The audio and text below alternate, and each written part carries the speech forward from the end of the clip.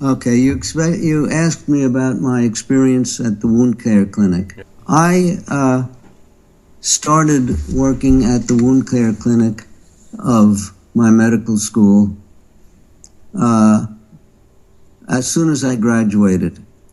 What happened was I had written a book when I was in medical school, and I became a quasi-celebrity, and I negotiated an internship where I could get special exposure to the complications of diabetes, because I knew how to treat blood sugars, but I did not know anything about the long-term complications except those that I had, and I had mostly reversed by then.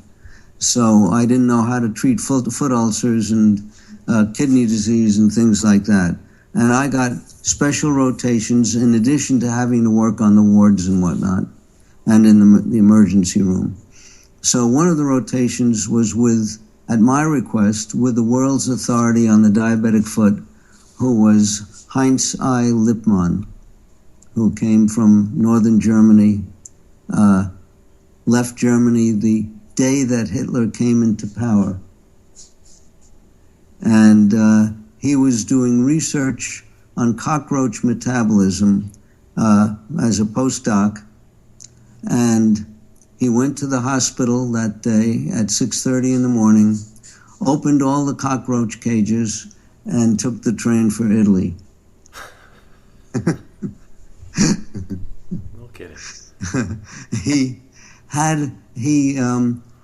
In Germany, they had portable electrocardiograph machines, and he ended up with the only portable electrocardiograph in Italy and became a famous cardiologist, but rapidly had to leave Italy with his new wife for Paris and then for the USA, where he did another residency in surgery, I believe. And he ended up being the protege of a very famous specialist in peripheral vascular disease. And he worked at Montefiore Hospital and became, over time, the world's authority on the diabetic foot. And he was conscripted by the head of rehab medicine at Einstein when the medical school was founded to move to Einstein. He had to do another residency in rehab medicine in order to get that position. And he founded his own clinic, which he called the Peripheral Vascular Disease Clinic, but was really the wound care clinic. So, knowing about this fabulous guy, I asked to spend a month with him during my internship. And what I learned in a month was that you can't learn in a month how to treat diabetic foot ulcers. So, as soon as I finished my training, I spent a day a week in his clinic, and I ended up eventually running the clinic. And I was in that clinic for 27 years, trained residents, saw thousands of patients, treated and cleaned on my knees thousands and thousands of wounds. And I learned one thing that was extremely important.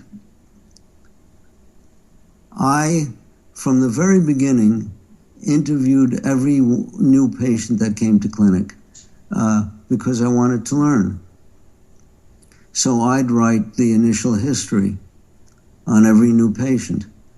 And we would receive diabetic patients who had lost one leg or one toe and wanted us to take care of the other foot. And I would always ask them, what preceded your amputation? And in 100% of the cases, it was someone trying to remove a callus, either by rubbing it with a pumice stone or by taking a scalpel. It was the number one culprit were the podiatrists, mostly in the hospital. Number two culprit was family members or the patient themselves. And with the family members and patients, it was usually a pumice stone. I never saw an amputation I saw one patient who lost a limb because of a motor vehicle accident. But all the rest were attempts to remove calluses. I tried to get this published, finally did get it published, yet, the year after publication, the American Diabetes Association removed their guidelines instructing physicians to remove calluses.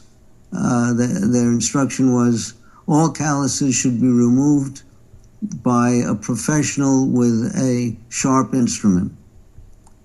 And for a year or two, they removed that direction. But then, after 2 years, there were new members of the committee that wrote foot care guidelines, and they put those instructions back in. So to this day, the bulk of the hundreds of thousands of amputations that we have per year are caused by people trying to remove calluses. The ADA, in their patient publications, actually advertises machines for removing calluses, motorized machines that grind down calluses, and of course cause infections and then amputations. That's the way the world runs nowadays.